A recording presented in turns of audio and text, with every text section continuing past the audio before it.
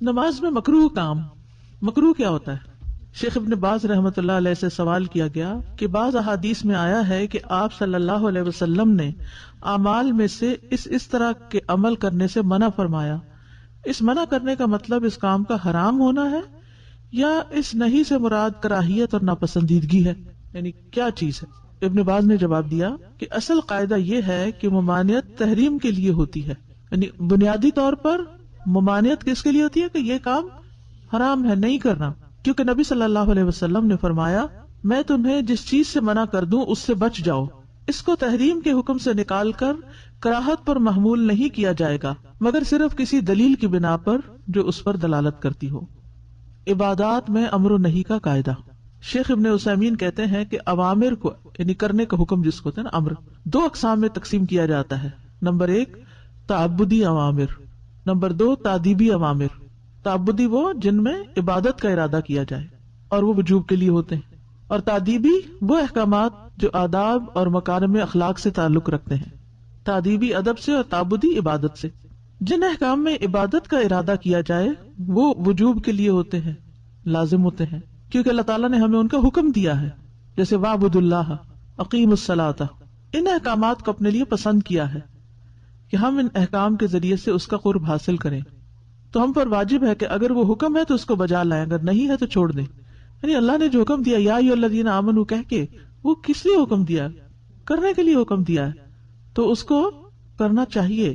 آداب و اخلاق میں امر و نہی کا قاعدہ کیا ہے؟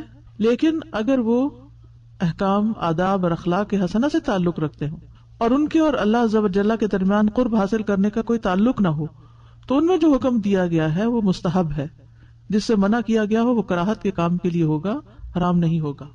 یعنی مثلاً مینرز سے متعلق کوئی چیز ہے، کوئی ادب بتائیے جو ہمارے دین نے ادب سکھایا ہو۔ جیسے آپ کھجور کھا رہے ہیں کھانے کے لیے، تو آپ کیا کریں؟ ایک اٹھائیں، لیکن اگر کسی نے 2 اٹھا لی تو وہ ادب کے خلاف ہے، اس نے ایک ناپسندیدہ کام کیا ہے لیکن حرام کام نہیں کیا، ٹھیک ہے؟ پانی پینے کا ادب کیا ہے؟ 3 گھونٹ سے پیو، لیکن اگر کسی کو یاد ہی نہیں رہا اور وہ ایک میں ہی ختم ہو گیا، تھوڑا سا پانی تھا اس نے ایک ہی دفعہ میں پی لیا، ایک ہی سانس میں پی لیا، تو یہ حرام نہیں کام کیا اس نے، ٹھیک ہے؟ دوران نماز مکروہ کام، ادھر ادھر دیکھنا، یہ مکروہ ہے، حرام نہیں ہے لیکن کیا ہے؟ مکروہ ہے، کیونکہ یہ نماز کے آداب میں سے، یہ سجدہ یا رکوع یا قیام نہیں ہے۔ اگر کسی نے قیام نہیں کیا تو نماز نہیں، ٹھیک ہے؟ وہ یہ نہیں کہ اس نے مکروہ کام کیا۔ اگر کسی نے سجدہ ہی نہیں کیا نماز میں تو کیا خیال ہے؟ مکروہ کام کیا، اس نے ایک فرض چیز چھوڑ دی۔ حضرت عائشہ سے مروی ہے، کہتی ہیں میں نے رسول اللہ صلی اللہ علیہ وسلم سے نماز میں ادھر ادھر دیکھنے کے بارے میں پوچھا، آپ نے فرمایا یہ ایک جھپٹا مارنا ہے جو شیطان بندے کی نماز سے جھپٹا مارتا ہے، یعنی اچھے بھلے کھڑے ہیں نیچے دیکھتے ہوئے، ایک دم کوئی خیال آتا ہے تو منہ اوپر ہو جاتا ہے اور کہیں نہ کہیں دیکھ بیٹھتے ہیں، تو یہ شیطان نے آ کے اکسایا اور ادھر پھیر دیا۔ آنکھیں بند کر کے نماز پڑھنا، نماز کا ادب کیا ہے؟ آنکھیں کھلی ہوں، لیکن ہم بعض اوقات کیا کرتے ہیں؟ آنکھیں بند کر لیتے ہیں، کبھی کیا آپ نے؟ اکثر ہو جاتا ہے۔ صحیح بات یہ ہے کہ آنکھیں بند کر کے نماز پڑھنا مکروہ ہے۔ پھر دیکھیں ہماری نمازیں کیا ہیں، کتنی پسندیدہ نمازیں ہوگی، نماز میں دیکھ رہے ہیں ادھر ادھر یا سجدے کی جگہ پہ نہیں دیکھ رہے اور آنکھیں بھی بند کی ہوئی ہیں، تو وہ اپنی مرضی کی نماز پڑھ رہے ہیں نا پھر ہم، کیونکہ یہ مجوسیوں کے عمل کے مشابہ ہے کہ جب وہ آپ کی عبادت کرتے تو اپنی آنکھیں بند کر لیتے، ہو سکتا ہے دھوئیں کی وجہ سے کر لیتے ہوں گے یا چمک زیادہ کی وجہ سے۔ ایک قول یہ ہے کہ یہودیوں کے فعل میں سے ہے، اور غیر مسلمانوں کی مشابہت اختیار کرنے کا کم سے کم درجہ یہ ہے کہ وہ حرام ہے، جیسا کہ شیخ الاسلام نے کہا کہ اس کی برائی کو کم از کم بھی فرض کیا جائے تو نماز میں آنکھیں بند کرنا مکروہ ہوگا۔ ہاں اگر کوئی ایسی وجہ ہو کہ آنکھیں کھلی رکھنے سے ارد و گرد کی چیزیں مشغول کر دیں تو نمازی اس وقت اس خرابی سے بچنے کے لیے آنکھیں بند کر سکتا ہے۔ جیسے مثلاً آپ ایسی جائے نماز پہ کھڑے ہوئے جہاں شیر اور چیتے بننا شروع ہو گئے تصویروں میں، اس کے ڈیزائن میں، یا کوئی ڈانس کرتا ہوا نظر آ رہا ہے، تو پھر آپ سجدے کی طرف دیکھتے ہوئے آپ کیا کریں؟ اپنی نگاہیں جھکا لیں۔ جیسے کوئی بھی ناپسندیدہ چیز دیکھ کے انسان نگاہیں جھکا لیتا ہے یا بند کر لیتا ہے تو وہ پھر اسی زمرے میں آئے گا، لیکن اصل اصول کیا ہے کہ آنکھیں کھلی ہوں، نگاہیں سجدے کی جگہ پر ہوں۔ تو یہ ہے ایک مکروہ کام۔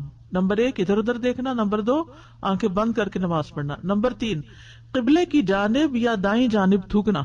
عبداللہ بن عمر سے روایت ہے، انہوں نے کہا کہ رسول اللہ صلی اللہ علیہ وسلم کو مسجد میں قبلے کی طرف دیوار پر بلغم نظر آیا، اس حال میں کہ آپ لوگوں کو نماز پڑھا رہے تھے۔ آپ صلی اللہ علیہ وسلم نے اسے خرش دیا، پھر نماز سے فارغ ہو کر فرمایا جب تم میں سے کوئی شخص نماز پڑھ رہا ہوتا ہے تو اللہ اس کے چہرے کی طرف ہوتا ہے، لہٰذا کسی کو نماز کے دوران اپنے سامنے کی طرف نہیں تھوکنا چاہیے. یہ بھی مینرز کے خلاف ہے نا.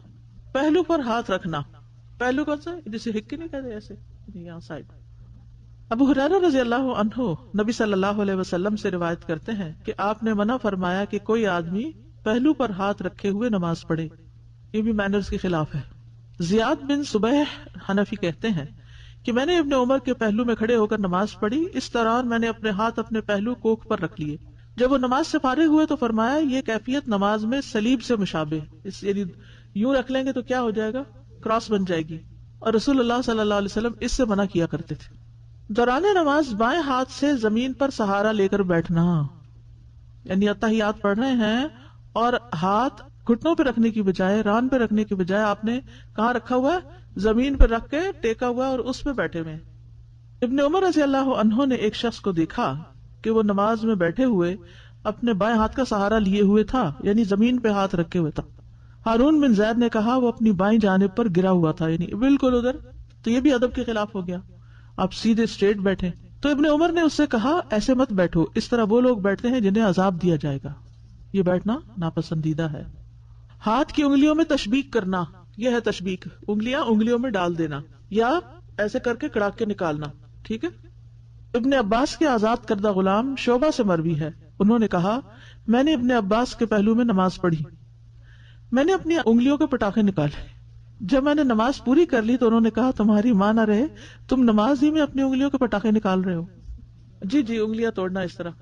ابن عمر نے اس شخص کے بارے میں جو نماز میں انگلیاں ڈال کر تشبیک کرے یہ کہا کہ یہ ان لوگوں کی نماز ہے جن پہ غضب کیا گیا. یعنی بعض لوگ ہاتھ پہ ہاتھ رکھنے کی بجائے کیا کرتے ہیں، انگلیوں میں انگلیاں ڈال کے یوں نماز پڑھ رہے. ٹھیک ہے، کیسے انگلیوں میں انگلیاں ڈال کے اسے سینے پہ. تو انگلیوں میں انگلیاں نہیں ڈالنی بلکہ جو ہاتھ پر ہاتھ رکھنا ہے اور پکڑنا ہے اس کو. کھانے کی موجودگی میں نماز پڑھنا. ابن ابی عتیق عبداللہ بن محمد بن عبد الرحمن بن ابو بکر روایت کرتے ہیں، کہتے ہیں کہ میں نے اور قاسم بن محمد بن ابو بکر نے حضرت عائشہ کے پاس بیٹھے ہوئے گفتگو کی، باتیں کر رہے تھے، اور یہ فیملی گیدرنگ ہے.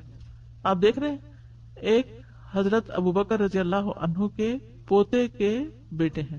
ٹھیک ہے، یہ آپ دیکھ رہے ہیں عبداللہ بن محمد بن عبد الرحمن بیٹے ہیں، ان کے بیٹے ہیں پھر محمد اور ان کے بیٹے عبداللہ. ٹھیک ہے، اور یہ جو ہیں قاسم بن محمد بن ابو بکر یہ کیا ہے، پوتے. ٹھیک ہے. قاسم زبان کی شدید غلطیاں کرنے والے انسان تھے، وہ ایک کنیز کے بیٹے تھے. ایران سے جو آئی تھی نا کنیزیں، تو ان میں سے ایک ان کو ملی تھی، ان کے بیٹے کو. اس طرح کی یا بیٹیاں تھیں یا کچھ ایسے، یعنی شاہی خاندان کی خواتین تھیں. حضرت عائشہ رضی اللہ عنہا نے اس سے کہا کیا بات ہے، تم میرے اس بھتیجے کی طرح گفتگو کیوں نہیں کرتے، کیونکہ وہ عرب نہیں تھی ماں. تو بچہ جو ہے وہ ماں سے مادری زبان سیکھتا ہے، تو وہ عربی جو تھی وہ خالص نہیں تھی، تو وہ زبان میں غلطیاں کرتے تھے جیسے ہمارے بچے اردو بولتے ہیں. پھر وہ کہنے لگی ہاں میں جانتی ہوں تم میں یہ بات کہاں سے آئی ہے، یعنی کس وجہ سے تم ایسا بولتے ہو. اس کو اس کی ماں نے ادب سکھایا اور تمہیں تمہاری ماں نے سکھایا. کہتے ہیں اس پر قاسم ناراض ہو گئے اور ان کے خلاف دل میں غصہ آ گیا، کیونکہ ان کی ماں کی بات تھی نا. پھر جب انہوں نے حضرت عائشہ کا دسترخوان آتے دیکھا تو اٹھ کھڑے ہوئے کہ میں کھانا نہیں کھاؤں گا. حضرت عائشہ نے پوچھا کہاں جاتے ہو، انہوں نے کہا میں نماز پڑھنے لگا ہوں. حضرت عائشہ نے کہا بیٹھ جاؤ، انہوں نے کہا میں نے نماز پڑھنی ہے. حضرت عائشہ نے کہا بیٹھ جاؤ دھوکے باز، میں نے رسول اللہ صلی اللہ علیہ وسلم کو فرماتے ہوئے سنا ہے کھانا سامنے آ جائے تو نماز نہیں، کھانا سامنے آ جائے تو نماز نہیں. یعنی وہ بہانہ کر رہے تھے ایک طرح سے. جی، اور وہ سمجھ گئی. اور نہ وہ نماز پڑھے جس پر پیشاب پخانہ کی ضرورت غالب آ رہی ہو. یہ دونوں چیزیں توجہ بانٹنے والی ہیں. اس حدیث میں اس بات کا بیان ہے کہ جب ایسا کھانا موجود ہو جسے وہ کھانا چاہتا ہے تو اس وقت نماز پڑھنا مکروہ ہے، کیونکہ اس طرح سے اس کا دل کھانے کی طرف ہی مشغول رہے گا اور نماز میں مکمل خشوع ختم ہو جائے گا. رفع حاجت محسوس ہونے کی حالت میں نماز پڑھنا. سنن نبی داؤد کی روایت ہے، ابو ہریرہ رضی اللہ عنہ نبی صلی اللہ علیہ وسلم سے روایت کرتے ہیں کہ آپ صلی اللہ علیہ وسلم نے فرمایا جو شخص اللہ اور آخرت کے دن پر ایمان رکھتا ہے اس کے لیے حلال نہیں کہ پیشاب پخانہ روکے ہوئے نماز پڑھے حتیٰ کہ فارغ ہو جائے، یعنی جائے فارغ ہو کے دوبارہ وضو کر کے آئے اور نماز مکمل کرے. جو شخص اللہ اور آخرت کے دن پر ایمان رکھتا ہے اس کے لیے حلال نہیں، جائز نہیں یہ بات. کپڑوں اور بالوں کو لپیٹ کر نماز پڑھنا. ابن عباس رضی اللہ عنہما سے مروی ہے کہ وہ نبی صلی اللہ علیہ وسلم سے بیان کرتے ہیں کہ آپ نے فرمایا ہمیں حکم دیا گیا کہ ہم 7 ہڈیوں پر سجدہ کریں، نیز اس دوران میں اپنے بالوں اور کپڑوں کو نہ سمیٹیں، یعنی توجہ سے نماز پڑھیں. اس وقت بار بار دوپٹہ ٹھیک کرنا یا اور بالوں کو باندھنا یا پیچھے کرنا، ان کو سمیٹنا، یہ درست نہیں. ولا تکف ثوبا ولا شعرا کے دو معنی ہیں. نمبر 1، سجدہ کرتے وقت کپڑے اور بالوں کو اوپر نہ اٹھانا، یعنی جب سجدہ کریں گے اور اگر بال کھلے ہیں، جو لوگ بال باندھتے نہیں، شارٹ ہیئرز ہیں، تو وہ کیا ہوگا؟ سجدے میں کہاں چلے جائیں گے؟ نیچے آ جائیں گے. آپ صلی اللہ علیہ وسلم کا یہ فرمان ولا نکف شعرا ولا ثوبا، یعنی نماز میں ہم انہیں اوپر نہ اٹھائیں بلکہ انہیں چھوڑ دیا جائے یہاں تک کہ کپڑوں کو بھی وہ جگہ لگے جو سجدوں کے مقامات کو لگتی ہے. دوپٹہ وغیرہ یا جو بھی ہے، سکارف ہے، تو وہ بھی سجدے کی جگہ کو چھو جائے. اس وقت سکارف کو اس طرح نہیں لپیٹیں کہ وہ بالکل ہی جسم کے ساتھ چمٹ جائے. انسان اپنے بالوں کو نہ سمیٹے. اگر اس کے بال نیچے لٹک رہے ہوں تو سجدہ کرنے کی وجہ سے انہیں جمع نہ کرے بلکہ انہیں اپنے ساتھ سجدہ کرنے دے. اس کا یہ مطلب نہیں کہ اس کاف سے باہر نکل کے نظر آنے لگے. تو مطلب یہ کہ اگر جیسے چھوٹے ہیں آگے آتے ہیں تو آگے آ جاتے ہیں، پیچھے جاتے ہیں تو پیچھے آ جاتے ہیں، مگر اندر ڈھکے ہوئے ہیں تو ان کو نماز میں باندھ کے نماز پڑھنے کی ضرورت نہیں. کٹے ہوئے بال ہو جن کو، ان کو نماز میں باندھنے کی ضرورت نہیں، ویسے ہی پڑھ لیں بس ڈھکے ہوئے ہوں. اسی طرح زمین سے کپڑا نہیں اٹھائے گا یہاں تک کہ وہ سجدہ کرے، بلکہ اس کو چاہیے کہ کپڑوں کو چھوڑ دے. اسی حالت میں نماز ادا کرے اور بالوں اور کپڑوں کو نہ سمیٹے، یعنی ہم ان کو بکھرنے سے ہی نہ سمیٹے نہ اکٹھا کریں گے. اس سے مراد یہ ہے کہ رکوع اور سجدہ کرتے وقت دونوں ہاتھوں سے کپڑے کو اکٹھا کرنا تاکہ وہ زمین پہ نہ لگے، یہ منع ہے. ان کو دوہرا نہ کرنا. کیسے دوہرا کرنا؟ جیسے بعض لوگ کھڑے ہیں نا تو کھڑے کھڑے ساتھ کپڑا دوہرا کرنے لگتے ہیں، موڑنے لگتے ہیں، یہ بھی منع ہے مردوں کو خاص طور پر. جیسے نماز پڑھیں، گرمی لگ رہی تو وہ کیا کرے مرد، عورتوں کے لیے تو ویسے بازو ننگا کرنا جائز نہیں، تو نماز میں ہی پیچھے فولڈ کرنا شروع کر دیتی، درست نہیں. جب لجنہ دائمہ سے نماز میں کف یعنی فولڈ کرنے کو کپڑے سمیٹنے کی ممانعت میں شمار کیا جائے، اس بارے میں پوچھا گیا اگر یہ کپڑے سمیٹنے کی ممانعت میں ہے تو کیا اس کا حکم مختلف ہوگا؟ اور اگر میں نماز کی حالت میں یہ شامل ہوا اور میرے کپڑے نماز میں داخل ہونے سے پہلے ہی سمٹے ہوئے ہوں، یعنی میں نے کپڑے کو اوپر اٹھانا نماز کے دوران نہیں کیا بلکہ پہلے کیا، تو کیا دونوں حالتیں برابر ہیں؟ انہوں نے جواب دیا کف اس طرح سے سمیٹنا کہ انہیں جمع کیا جائے یا فولڈ کیا جائے جائز نہیں، یعنی فولڈڈ بازوں سے نماز نہ پڑھیں. اس وجہ سے کہ سجدہ کرتے وقت زمین پہ نہ لگے، یہ نماز کے دوران بھی منع ہے اور نہ ہی یہ نماز سے پہلے جائز ہے کہ فولڈ کر کے نماز میں شریک کو لگنے دیں کپڑے کو نیچے، یعنی فولڈ کر کے پھر نماز شروع کرے کہ نیچے نہ لگ جائے، تو یہ درست نہیں. کئی لوگوں کو میں نے دیکھا کہ وہ کوٹ کے اندر سارا وہ سکارف وغیرہ ڈال لیتے اور صرف سر پہ ہوتا ہے ان کے سکارف اور کہیں نہیں لگا ہوتا. کیوں؟ کہ وہ بار بار لگ رہا ہے زمین پہ تو وہ لپیٹ. تو ایسے نہیں ہونا چاہیے، کندھوں تک سکارف ہونا چاہیے. بالوں اور کپڑوں کو دوہرا کرنے کی کراہت. زکریا انصاری نے کہا کہ نمازی کے لیے بالوں اور کپڑوں کو سجدے میں جمع کرنا مکروہ ہے، سجدے کے علاوہ بھی بلا وجہ جمع کرنا بھی درست نہیں. اسی میں یہ چیز داخل ہے کہ وہ اپنے کپڑے کو پنڈلیوں سے اٹھائے یا اپنے کف دورے کرے.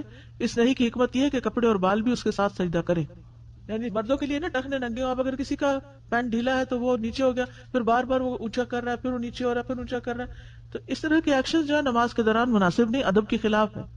زرکشری نے کہا کہ بالوں کو سمیٹنے کی ممانعت کو مردوں کے ساتھ خاص کرنا چاہیے. جہاں تک عورت کا معاملہ ہے تو اس کو مینڈیاں کھولنے میں مشقت ہے اور یہ حسن کو اختیار کرنے کی حالت کے مخالف ہے. یعنی اگر چٹیاں کی ہوئی ہے یہ مینڈیاں تو وہ نہیں کھولنی اس کو، لیکن اگر کھلے بال ہیں تو ٹھیک ہے. جوڑے میں نماز پڑھنا. عبداللہ بن عباس سے مروی ہے کہ انہوں نے عبداللہ بن حارث کو سر کے پیچھے جوڑا باندھے نماز پڑھتے دیکھا تو وہ ان کو کھولنے کھڑے ہو گئے. جب وہ نماز سے فارغ ہوئے تو ابن عباس کی طرف متوجہ ہوئے اور کہا تم نے میرا سر کیوں چھیڑا؟ تو ابن عباس نے فرمایا کیونکہ میں نے رسول اللہ صلی اللہ علیہ وسلم کو فرماتے ہوئے سنا، بالوں کا جوڑا بنا لینا اس کی مثال ایسے ہے جیسے کوئی نماز پڑھے اور اس کے ہاتھ پیچھے بندھے ہوئے ہوں. پیچھے کیسے بندھے ہوں گے؟ یعنی یوں کر کے نماز پڑھ رہا ہے، تو ایسے ہی بال بھی پیچھے باندھ کے ان کو جوڑا بنا لینا درست نہیں. سعید بن ابی سعید مقبوری اپنے والد سے بیان کرتے ہیں انہوں نے نبی صلی اللہ علیہ وسلم کے آزاد کردہ غلام ابو رافع کو دیکھا کہ وہ حسن بن علی کے پاس سے گزرے جبکہ وہ نماز پڑھ رہے تھے اور انہوں نے اپنی گدی میں اپنے بالوں کی چوٹی گھسا رکھی تھی. بالوں کی چوٹی جو تھی وہ گدی میں کیسے گھساتے ہیں؟ لپیٹ کے اس کے اندر ڈال دینا. بس ابو رافع نے ان کے بال کھول دیے. حسن نے غصے سے ان کی طرف دیکھا تو ابو رافع نے کہا اپنی نماز پڑھیے اور ناراض مت ہوئیے، بلا شبہ میں نے رسول اللہ صلی اللہ علیہ وسلم سے سنا ہے کہ جوڑے کا یہ مقام شیطان کی بیٹھک ہے. یعنی بال اونچے کر کے باندھ لے انسان یا یہ جوڑا بنا کے تو شیطان کے بیٹھنے کی جگہ ہے. ویسے بھی بہت متوجہ کرتا ہے نا انسان دوسرے کو، یعنی جس کے بال ایک سر ہو پھر سر کے اوپر ایک اور چیز اونچی کر کے باندھی بھی ہو تو خواہ لوگ اس کی طرح متوجہ ہوتے ہیں.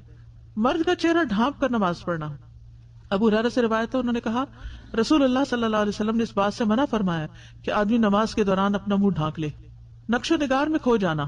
حضرت عائشہ سے مروی ہے کہ رسول اللہ صلی اللہ علیہ وسلم نے ایک دھاری دار منقش چادر میں نماز پڑھی، پھر فرمایا مجھے اس کے نقش و نگار نے اپنی طرف متوجہ رکھا، اسے ابو جہم کے پاس لے جاؤ اور میرے لیے اس کی انبجانی چادر لے آؤ، یعنی جو بغیر نقش و نگار کے ہو۔ نفس سے باتیں کرنا، وسوسوں اور خیالوں میں رہنا۔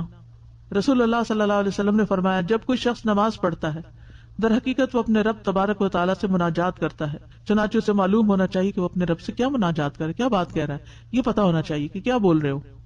استاذہ یہ جو کہا گیا ہے کہ جوڑے میں نماز پڑھنے سے منع کیا گیا، کیا یہ خواتین کے لیے بھی ہے یا خالی مرد حضرات کے لیے؟ مردوں کے لیے تو لازمی طور پر ہے، لیکن خواتین کے لیے بھی پسندیدہ نہیں ہے، کیونکہ اس سے وہ جو ایک خشوع و خضوع کی کیفیت ہے، یہ ایک ہمبلنس کی کیفیت ہے، وہ نہیں آتی۔